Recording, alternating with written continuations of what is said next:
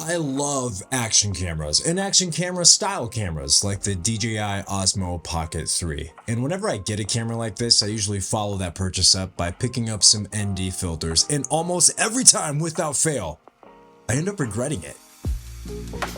First of all, let's just explain why you would use ND filters. Basically, they get your camera out of auto mode. When it's in auto, it just cranks up the shutter speed and you get some really weird, I don't know, like mechanical looking footage, just very unnatural. And what you want is motion blur. And to get motion blur, you need to have your shutter speed set at the proper setting. So if you're shooting at 24 frames per second, you want it at 1/50th. ND filters darken the image and they allow you to have all the proper settings so that things just look better. So on the DJI Osmo Pocket 3, does the footage look better with ND filters? Absolutely. But on a camera like this, there's certainly an inconvenience factor that you have to take into account, and more on that later. So today, I'm going to be taking the Pocket 3 out with these Skyreat ND filters. I have an 8, 16, 32, and 64, and I also picked up this black mist filter. We're going to find out, well, first of all, if they're any good, and also if you should get some ND filters, invest in some for yourself. But more than anything, I just kind of want to show you why you don't need them. And this is in no way going to be a review on this product at all. I'll sing its praises if it deserves it. But I picked these up on Amazon and we're going to find out if it's something that you actually need. Also, note how easily these fit into that bag we talked about in the last video. I mean, it's just the total package. It's a good bag. So when would I use ND filters on a camera like the Pocket 3? Well, earlier this year I was doing a lot of documentary style shooting and a lot of it was out on the streets. And I just don't like carrying around a big mirrorless camera with a nice lens. You're gonna get great quality stuff, but there's nothing subtle about it. Whereas this, I wish this would have came out like 6 months earlier because it's so discreet, the quality is so high, and I would use ND filters on this for daytime shooting so I could have the proper shutter speed and the motion blur that would match up with my other footage, that being from other cameras. But we have to face some facts here. Most of the time, you're not going to be using a camera like this for a paid job or some production work. It would just be a nice tool to have in those scenarios. Normally what you're going to be doing is stuff like this, walking around, just capturing moments in your life, important things that you want to capture. And let's face it, the average person is not going to be able to tell if you have motion blur in your footage or not. It's just kind of something that makes us camera geeks feel better about ourselves. You know? So the main reason you might not want to use ND filters is the inconvenience factor of it all. Let's take a look. Instead of just powering on the camera and you're ready to go, you have to grab your package here. You have to get it open. These things are tiny. Itsy bitsy. Easy to lose. To put them on though, it's pretty handy. They're all magnetic. They just go right onto the lens. See what happens when you shut this off. Oh, it actually took the filter in there. Well, it might be stuck. It's stuck. Well, add that to the inconvenience of it all. Oh no, stuck in here. Gotta be kidding me.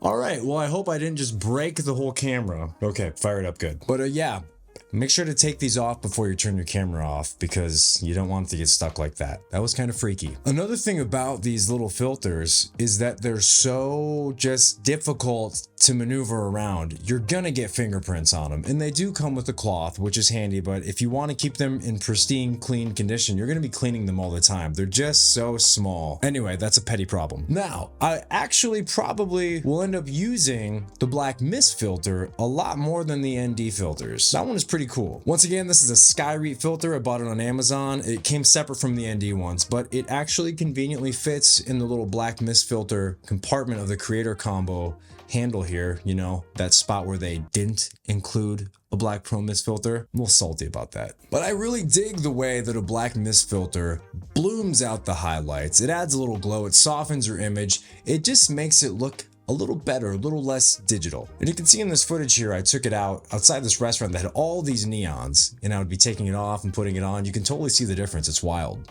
All right, here is with no bloom filter. I'll put on the black mist. This is with the black mist filter on.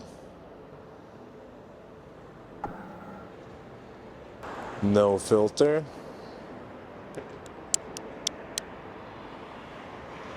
Black mist.